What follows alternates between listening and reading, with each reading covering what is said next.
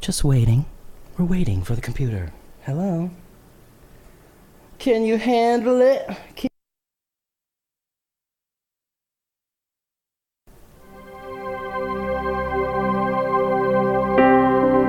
This is a Casey Stratton podcast. Hello and welcome back to the Casey Stratton podcast. It is Thursday, May 5th, 2011, Cinco de Mayo. Drinky day. No drinky drivey though. Drivey drinky drivey. No. So, hello and welcome back. It's been a few weeks. June already. I was just saying that the lighting is a little better this week because I took a lampshade off. June's having a good old time with the little apparatus. I'm sorry I have to take this here. And she moved my light. Hold on. Oh my gosh. Yeah, she's 14 and you wouldn't know. You would not know at all. Did I move this at all? Let's see. Anyway, I've been off for a couple weeks. 2 weeks ago, I got some bad news. We'll talk about that later. So I just wasn't in the emotional space. And since this is kind of my, my little side hobby kind of thing, I thought I'd take a week off. Last week, one of my best friends, I've known her for 19 years, it was her birthday. So she was having a birthday dinner and it was at 7. So wasn't going to happen. But anyway, we're back. June, if you get stuck on that coat, you're stuck on it for 30 minutes. My cat June has a really hard time negotiating her claws, and now she's stuck in my coat. I don't know what to tell you. I really don't know what to tell you. See, now the humanitarian in me is saying that I'm going to have to get up and walk away and get her unstuck. And then you'll hear her scream and yell at me because she hates it. Exactly. All right, hold on. Amuse yourselves. If I had the Jeopardy music, I would play it right now. June, my God. Come here. There. Go to sleep. Well, I apologize. My gosh. If it isn't one thing, it's another lately with them. So, I'm here. Cinco de Mayo. We're happy about it. June is unstuck from the coat. Everybody wins. So, of course, what's going on in the world? Let's talk about it right away. Get it out of the way. Osama bin Laden killed by Navy SEALs, Special Ops. Apparently, it was Navy SEAL Team 6, which is what they're kind of unofficially called because they're so unofficial that the American government doesn't really ever acknowledge that they exist. But it's one of those things where everybody knows they do. So they went into Pakistan, supposedly without Pakistan knowing, but they were basically going, like Osama bin Laden, this is the funny thing. We heard for 6 years, for a lot of years, but we've heard for a long time that he was probably living in a cave in some remote wilderness, and that's why we would never get him. Turns out he was living in a mansion in Pakistan, but he has always been very wealthy. I mean, he came from wealth. I think a lot of people, this goes back to just, a standard prejudice of a lot of the Western world that you see the people with the long beard and maybe they wear, something on their head and you just immediately think that they're like, and they like have no education or whatever. And it's not true. I really think that's true. I'm sorry if that's controversial to say, but I see it all happen all the time. So, anyway, he's a very rich guy. I mean, his motives were always financial. He bragged the most about how he wanted to bankrupt our country more than he wanted really to kill anyone. And of course he killed, like President Obama said in his speech, which I thought was very eloquent, that he killed a lot more Muslims than anyone else, or, a lot more Islamic people. So he wasn't no hero to anyone. Anyway, he was living like a mile away from their equivalent of West Point. So how we would get helicopters in there without being on the radar, unless we have, we probably do have special helicopters. Who knows? We're never going to know. We keep hearing there were 2 helicopters, there were 4 helicopters, there were 3, there were 76 people, there were 79 people, 24 actually went in. We're never going to know. The reports are so conflicting. We're never going to know what kind of information. We're not going to know if it came from torture. It's probably like a spherical thing where a lot of intelligence came together in the long run. Whatever you want to do. So Osama bin Laden, someone in the chat, Josh, is saying that he was a snappy dresser as a 70s teen. I disbelieve that. He came from a very well, he actually, I just learned this, I didn't know this about him. He was basically grew up in such wealth that he was really good friends with all the princes and stuff of Saudi Arabia. And at some point, they wanted, I think, an envoy to Afghanistan, maybe, when the Russians were I can't maybe I'm getting my facts wrong. There's been so much information this week, but at some point Saudi Arabia they wanted to send a prince, and none of the princes would go because they thought it was too dangerous. I think this was during the Russian war with Afghanistan, and so they sent Osama bin Laden because he was the next closest thing at the time to a prince. So this isn't some dude who's probably living in a cave. Anyway, the world reaction to this has been very interesting. I mean, of course, there's been a lot of flack that Americans were celebrating, that you saw people out dancing in the streets. And, I think it's similar, like after 9/11, it was very hurtful as an American to see, people in the streets in the Middle East celebrating, and waving flags. So I can see that. I just also think you can't judge the way people react. One, we are pitted against each other on this planet, even in our own countries, as we know too well, to be enemies and all this junk. We're all one person. I've always felt that I don't get this whole geographical divide, and religion, of course, divides a lot of people. Anyway, I'm not going to go too much into it, but you can't really judge the way people are going to feel, because Americans, that 9/11 was a big deal, and yes, we are a very naive country that we don't really ever get attacked inside our country. I mean, we had Pearl Harbor, and then basically, like the British are coming. So we're in our own civil war, but that's obviously doesn't count. So it was it was terrible and awful and just so shocking. And I just remember with 9/11 as being like someone who flew a lot. I thought, those people just went to the airport and got on the plane. And can you even, I can't imagine. I'm so afraid of flying to begin with. Holy moly, I probably would have had a heart attack before it even happened. Anyway, it's a very intense subject. I didn't want to talk about it too much because God knows it's been talked to death at this point. But I wanted to acknowledge it because it was a major, major thing. He was an evil, evil, evil man. So, I mean, innocent people, soldiers, which I'm sorry, but to me, soldiers are they're innocent people. Just because you sign up for the army doesn't mean 18-year-olds should go out and shoot each other because the governments are mad. I've never understood that as a lefty, pacifist kind of guy. But, to me, it doesn't seem very human. Or it does. See, that's what I'm saying. It depends on the levels of being evolved, I guess. It's very primitive to me. But, I just think, this is a terrible, terrible, evil man who killed millions of people, arguably. At least hundreds of thousands. Most say millions in his time. Or at least was behind that. And, I'd rather see him go down than soldiers on a battlefield. Or civilians, War is terrible, and it's expensive, and it's just awful. So, and we all know how awful that has been, how we've been wrapped up in all this stuff, and it's, he wanted to bankrupt the country. He's doing a pretty good job. As sad as that is to say. So, the other thing I want to talk about, because it was only getting like this much attention before it even happened, is the thing with the oil rigs, the deep water drilling in the Gulf of Mexico. Now, as you know, after the spill, which was a year ago now, and went on for I can't remember how many days, 90 something days, long time. Anyway, just awful, just terrible. The coastal life still not the same. Probably won't be. I mean, dolphins washing up on the beach, and people. There's tourism, there's fishing. I mean, it impacted a lot, environmentally and commercially, people's livelihoods. So we put a moratorium on offshore drilling at that time, and we said there will be no offshore drilling until the safety standards can be better.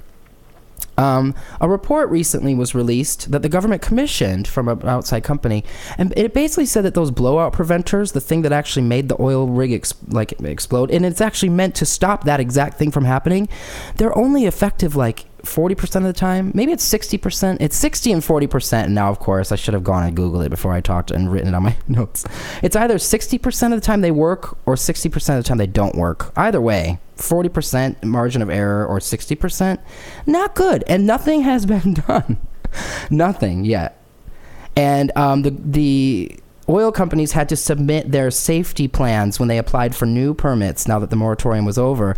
And they submitted the exact same safety plans that they submitted in 2009. And like over 10 permits have been given. So big oil, good times. They get what they want, basically. I'm a cynic. They get what they want. And of course, Japan. Remember them? No one does anymore, but we don't hear about it a lot anymore, but the nuclear reactors are still not good. Not good at all. Oh, yeah. That's Naomi on the chat. For those of you who are watching the recording, she pointed out, and it's true, that the blowout preventers are less effective because of the depth. It's the fact that they were 5,000 feet down, which is basically about a mile Oh, cat hair. I thought it was a bug because I'm easily distracted today. But yeah, they were so far underground. And I said this when the spill happened. I think if you have to have such rigid standards to build a skyscraper that goes up in the sky, then why don't you have to have rigid standards to go down that far into the ground, into the ocean or whatever? If you can't make it safe. Oh, and this was the other thing. I think BP or one of the rigs that got a permit that was partly owned, I think like 40-something% owned by BP. They said that they've increased their safety standards so that they could contain a spill in 17 days. Is 17 days fast enough? Not to me. I'm sorry. But I'm not going to be like, here's my skyscraper. If it catches on fire, it will only burn for 17 days. No. I don't know. I don't get it. But, oil is cashola. But anyway, back to Japan. Speaking of, energy resources, it's really still not good there. So I just wanted to throw it out so we would all remember. Every once in a while I think someday I'll go back and I'll listen to these podcasts or watch them or whatever, and I just want to feel like I said what was up. Anyway, wow, I talked a long time already. So, question time. My first question this week comes from Michael, who is one of my fans from Wales. I believe that he is actually Welsh. I don't know if he just lives in Wales, but I'm just going to go on a limb and say that he grew up in Wales. Let's just say. Anyway, his question was he wanted to know a little bit about how I sequence an album, how I pick what goes where, and I guess I don't know how often I've ever discussed this. I've noticed lately, like I've been saying before. The Aussies, that's right, Australians with their flooding and the typhoons and the horrible. Yes, see, there's just drama everywhere. Thank you, Tina, for reminding me to shout out to my Aussies, because I got a lot of fans there and I love them dearly. One more thing. Well, New Zealand with the earthquake, but then Australia still has all that crazy flooding, so there's a lot going on. And the Canadian election, which was arguably crazy. I don't know. I heard that I don't know if my Canadian peeps are going to agree with me or not, but from what I've been hearing from our perspective, the conservatives there are not nearly as menacing as ours. But that's because Americans have this fundamental distrust of everything, the paranoia. Anyway, blah, blah, blah. Feel free to chat amongst yourselves if you would like in the chat window, which is over here. And if you're watching the recording, then, throwing it out there. That's as much as I can think of as far as current events. But back to Michael's question. He wanted to know how I sequence albums, and I think I just take it for granted sometimes, like my process, because I'm so used to it. I've been doing this for so long, which actually ties into the second question. This week. Well, okay. When I'm writing a record, I kind of write and write and write. And when I get, to the point where I have 12 songs written. Actually, this isn't true. Let me back up a little. This is what I do. I don't think these things through. I like the feeling of flying by the seat of my pants, but sometimes I get discombobulated. As I'm writing songs and playing them for people, especially my friend Mario, who lives across the street from me, we're like very Three's Company. So I go over there and I bring my iPod, or in the old days I would burn a CD. Like every time I had 3 songs, it was so much waste. Anyway, I throw it on my iPod. I kind of sequence as I go. Like I get a feeling like this song feels like it's an early in the record song, and this song feels like it's a later in the record song. I have a very instinctual feeling about that. And of course, sometimes that completely changes. But as I'm putting them together, I am putting them kind of in sequence. So by the time I have 10 to 12 written, it starts to feel like an album. I pretty much always know what the first song is and what the last song is. And then with albums that have a lot of B-sides, I tend to keep going, and so I'll make like a second disc, like the famous, well, not really that famous, because I'm not really that famous. Let's break it down. When I made Divide, I had 4 complete albums worth of material. They all had their own titles. In fact, Painting the Trees was one, which is why the first one of the not the double disc limited edition, but the first actual like digital only B-side collection was called Painting the Trees, because originally that was the second set of songs that I wrote for Divide. But anyway, by the end, Divide had 2 discs of 12 and 2 discs of 14 going on, and a bunch that didn't even make those. Like I had B-sides on top of B-sides kind of thing. So anyway, that's generally what I do. That's not always the case, but usually I end up with like 2 different discs of material, and then I either pull from everything, 2 or 3 discs, however many, I just go and I go and I go. I have a very distinct feeling when an album is done. Like I just know that anything that I write after that is going to be like to the next. It's going to the next thing. There's some sort of very palpable moment to me when maybe I've expressed all I need to express, or I feel myself pulling from it. I just know it's done. I've always had it. I've always trusted it. Once again, as you know, my big thing with creativity in general is trust. You have to trust yourself. You have to trust the universe. You have to trust the muse, God, whatever you want to call it. Trust, trust, trust. Faith, faith, faith. It's a huge, huge, huge part of it to me. So I just know, and then I go, okay, the record's done. And then sometimes usually I take from everything I've written and I pull the stuff that really just feels like it wants to be on the album proper, and to me it's generally pretty obvious. Very rarely on Orbit I pulled something out last minute and put something in, but because I was just hedging on it. But anyway, with Myth and Stars, of course, I actually wrote 2 discs, and the 2 discs were sequenced, but they were chronologically written. I wrote the first 12, and then I wrote the second 12, and those had to stay on their individual discs and get moved around. But generally what I do is I decide what's going to be album proper, like if it's The Crossing or Divide or Orbit or Signs of Life. And then I just start listening to it a lot, because, generally the records are done for quite a long time before you hear them. So I just start listening. And it starts to become clear to me, like, maybe those 2 need to flip around. Maybe this isn't telling the right story. There's an arc to it there's just I don't know, it's like a magical thing. I can't explain it, but it just starts to make its own choices. It's like some Harry Potter movie or something where things just start going, and I go, okay, I'm on board. And I've heard the record so many times by the time it comes out. Now, earlier in my career, this is my aside, I actually had to learn to do that properly, because the older songs are, the more you get, of course, like anything, let's face it, you get a little bored. Sometimes you with anybody's work, you get bored of it, you move on, and then you come back in a couple of years and go, oh, I love this record, but you get bored. So I sometimes would kick songs off the record. I did this on Lily Sleeps notoriously, because they were older, and I would put newer songs on, and only later, many years later, did I look back and think that I had made a mistake. I won't say which ones, but I thought, oh, see, it was the novelty of the new. So that's another reason why I wait so long to determine the final, because I could change my mind up until like the week it's coming out. Because I release everything myself, I have that luxury. If it's going out to be pressed or whatever, I have to make choices earlier, of course. But I've learned my lesson not to discount songs just because they're older in the process. My version of older is like 6 months, but whatever. I've become just as much of a consumer in that way, even of my own work. Like, I think we don't listen to records as long as we used to. Not most of us anyway, because the world is changing. Like, sometimes this is an aside, but don't you ever think like, oh, I gotta find that link on Facebook that I posted, and then you're like, oh my God, it's like 100 pages back, and it was only like a week ago. You can't even find it. It's like, oh, it's over. It's not really as archived as we think. Anyway, that's how I do it. That's how I sequence a record. First, I just kind of let them happen on their own. I get an idea. I tend to just know which songs want to be at the end, the epics, of course. And a lot of times I'll write a song and go, oh, that's the end song. Because you know me, I'm into the end song. I like the end song to have a very specific thing. It's closing it out. It's the end. So, excuse me. I'm playing the keys.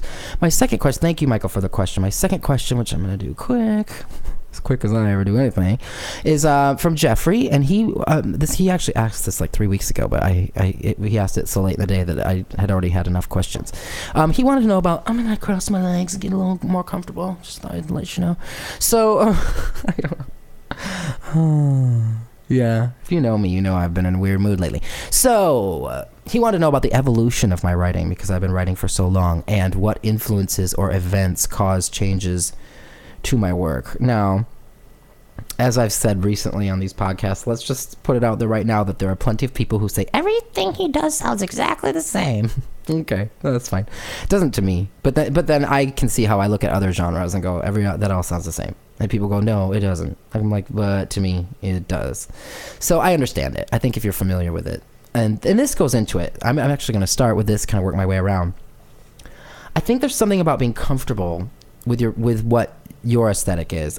I want every record to have a different feeling, or a different vibe, or maybe I go down a little different road production-wise, but my songwriting tends to be fairly consistent, and I think that's what people are actually trying to encapsulate. Like, I have chord progressions I like. I have a certain way of singing that I like, but if you look at any artist, you're going to find that. If you look at Sarah McLachlan's music, she'll do a little turn of phrase and go, oh, she loves that. Jane Sibrey does it. I mean, Tori Amos does it. Peter Gabriel does it. Kate Bush does it. They have certain things, and as a composer, I hear them, I go, ooh, signature, that's a Toriism, or that's a Kateism, and you just know. I'm gonna read this for a minute. Oh, hey, it's Rusty. Thank you. She was saying that she doesn't think it all sounds the same, but I have my own style. Yes, and that's the thing. I tend to not, if I really woke up one day and I want to make a jazz record, I would, but I don't. I mean, my goal is to make the kind of music that I want to hear. So, I mean, of course, you're always trying to push the envelope. You're trying to find new ways in. You're trying to find things that can be more complicated. Like with Myth and Stars, I really, really pushed myself to write more challenging piano parts, because in some ways, the more you become a composer and you're no longer in the classroom with music, you have to kind of become your own teacher. You have to write things that are too hard for you to sing. You have to write things that are too hard for you to play, and then you rehearse them, and it's part of the challenge of it. Like, I can't even do this, and I wrote it. So it's fun, and that's how you learn. And yeah, there is Beth, who's also from the UK, I believe. There's a piano trill that Tori uses all the time. Oh yeah, she uses. I'm very Tori influenced in my piano playing. But anyway, when I'm writing, there's a consistency to the actual songs. Production is a secondary thing, and of course, I'm going through my own things in life. But yes, I have now been writing songs since I'm 11. I mean, I'm not saying that I was writing, like the Beatles' White Album in 1987, but, whatever. I've been writing songs. I don't know if I would really call them songs until I was about 15. But still, that's what? Almost 20 years, 19 years. But even if you go by 11, that's, 23 years. Almost 24 years I've been writing songs. So, of course I've been through an evolution. Of course life changes. I find that, and people ask me this question a lot, if there are songs that are too hard for me to sing or emotionally, but there aren't necessarily. I'm really good at going, okay, songwriting, I'm getting it out there, and then I'm going to go out and I'm going to play it. And I think when I was young, it was really hard for me. I had to learn to be brave. I'm just going to say it. I had to learn to be that brave, to be that see-through in front of other people. But now I'm okay with it. It's like if I'm willing to put it on a record, then I can go out and play, and it's fine. It's not so much for emotional reasons, like I'm going to break down and cry that I don't play certain songs. It's because I'm embarrassed of them. When you're like 18, you're full of angst, you're going to write a little bit differently. Of course, now I feel like I write from a more mature perspective. Granted, there were always people saying that I was wise beyond my years and very mature even for that age, but whatever. I'm just saying, yeah, it's funny because sometimes I know certain 18, 19-year-olds, and then I will go back and listen to old records and I go, I can't see them doing that. Just toot my horn. Just saying. So I don't know, of course things change, major breakups change it. Death, Signs of Life is a really dark record for me because 2007 was just brutal, and 2011's looking the same, but it was so brutal. There was just so much loss everywhere I turned, to so many people that I knew, and just this general feeling of sadness, and so that makes it in. And I moved around. I've moved around a lot. Of course, when I left Sony, I had a lot of rage and stuff to deal with. So I'm racing against the clock now, but I do like this question. Why are you dimming? I turned everything the way it's supposed to be. So, yeah, I don't know. I just think that you push yourself. I think you want to push yourself, but you don't want to alienate your own fan base, because I think that if you're not comfortable in what you're doing, I give a lot of credit to listeners. I really do. I don't make music for vacuous people. That's not my point. I want stuff that's heavy or dark or that can be, some people say they love to listen to my records and go to sleep. Like, hey, that's good too. But, if you really want to dig in, there's something there to dig into. That's all I'm saying. And, it's all good. Pop music is pop music. Everything has its place. I don't like the way the corporations prioritize it all. But I'm not going to discount, Mary Had a Little Lamb to Britney Spears to, Tchaikovsky. Whatever. It's expression and it tells someone's story. And that's important. And I really do believe that. But, my particular niche is to make music that's like my influences or whatever. Make the kind of music I like listening to. And I think the more that it's going to sound terrible, but I feel like the more you, as an artist, the more you please yourself, the more you'll please other people, because people can sense that. And you can't please everyone, so just don't even bother. The outside world has never once figured into my writing. No. That would be a sacrilege. Anyway, I'm going to play for you now that we are in our final few moments together. Oh yeah, I didn't talk about the thing. I released a new thing in the digital store yesterday. It's piano vocals from the Standing at the Edge sessions. What happened was, they were mixing the album, and because I wasn't the producer, normally, like when I'm in Rural Medusa, I was the producer of that record, so when we start mixing, I'm there the whole time. But one of, I guess, the advantages of not producing Standing at the Edge was that I didn't have to sit in the control room for 6 hours listening to kick drums over and over and over, going, EQ that differently, put more compression on that, put a little room sound on it, put a little this, now the snare, now the hats, now the this, and like putting it all together. They would get a mix up to the point, and honestly, so I would have an objective perspective because I wasn't there seeing every little piece put together.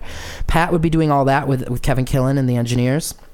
And then they would finally come get me and say, we're ready for you to hear something. And then I would come in and I would listen. I would go, okay, but I think that the background vocals should come out more there, or I'm not getting enough of the piano here. What do you think? We'd talk about it. They'd go back in for another pass. They'd send me on my way. So there was a lot of like, we need you now, and now wait. It's kind of like when you're an actor. It's like, wait in your trailer, and then wait. We're ready. Come back.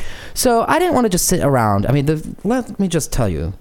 Sony money, we had a good recording studio. We had this whole game room. We had like a pool table and a Sony PlayStation on this giant screen TV, which back then, it was 2003. It was still kind of a big deal. And we had Krispy Kreme donuts there every day, which is why I got so pleasantly plump by the end of the record. So anyway, I decided I was not going to spend like a week to a week and a half just like eating donuts and playing video games. So I said, hey, get me a little setup. So Michael Perfit, who's one of the engineers on the record, who's actually from Grand Rapids, Michigan, where I'm from, he got me a little DAT recorder and an effects processor so I could play with like delays and reverbs, and I just had fun. I had the Bosendorfer piano. It's a 9'2" grand piano. I'm like, yeah, we're playing. This is our week together. We're going to get really intimate right now. So I did a ton of improvs. I just recorded. A lot of it was full of mistakes, or it just didn't work. So the stuff that was, and some of it's really funny or tongue-in-cheek, or people coming in and out of the rooms, and I include some of that. You know, it's not all perfect, but that's the point. It's just, a week in LA just hanging out. Oh, I haven't heard any. So everyone's talking about Friday. Yeah, and covers of that. But anyway, this is one of the songs from that collection, which used to be on the Standing at the Edge B-sides, but now, as you know, Past the Rain is the actual produced B-sides. Now here are all the piano vocals together. But this one is called You Can Have Your Freedom Back.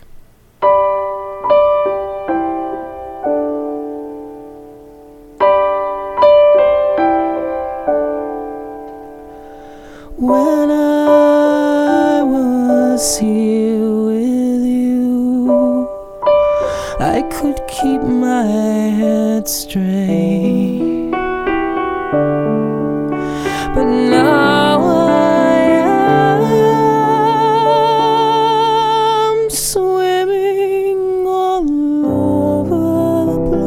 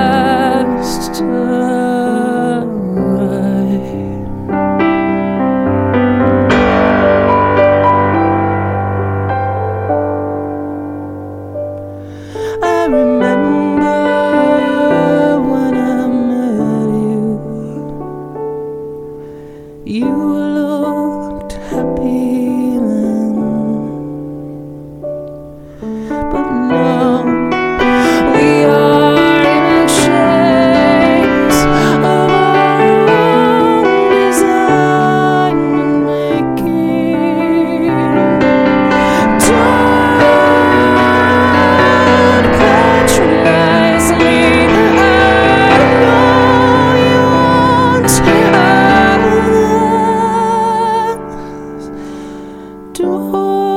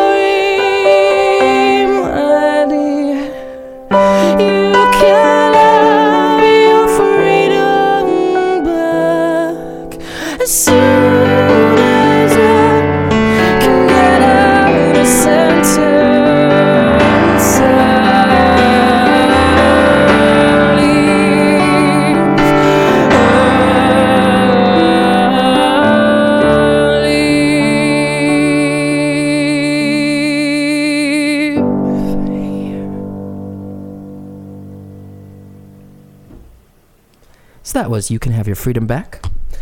From the Piano Vocals, March 2003 is what it's called. It's in the digital store, Bandcamp store. Thank you, everyone. Oh, kicking people out. Well, at least you can, if you're getting kicked out of the live stream, you can watch the recording. It'll be up in a few minutes. I have to type in some stuff, and then it goes live. Anyway, if you have questions for me, you can write me at podcasts@CaseyStratton.com. Podcasts with an S. And here's my shiz. You know the drill. Oh, can you even see it? Let me look. Twitter.com/Casey Stratton, Facebook.com/Casey Stratton Music, and store.CaseyStratton.com. I kind of enjoy my cue cards. I think they're kind of fun. I was going to print them out, but there's no fun in that. So, everybody, if you could say a little prayer for my cat Henry, which I wasn't going to talk about much, but 2 weeks ago, he was diagnosed with chronic renal failure, and they didn't even think he would make it through the weekend. So that was 2 weeks ago. He's responding really well to IV fluid therapy that I give him twice a day, which, we're used to it now, but actually today's was terrible. But so, it could be any time, or he could plug on. We're going to see. But if you could send out some vibes, prayers, thoughts, energies, healing powers, whatever. Team Henry on Twitter has been amazing. People have been donating to his fund because, as everyone knows from the podcast, I was destitute before this happened.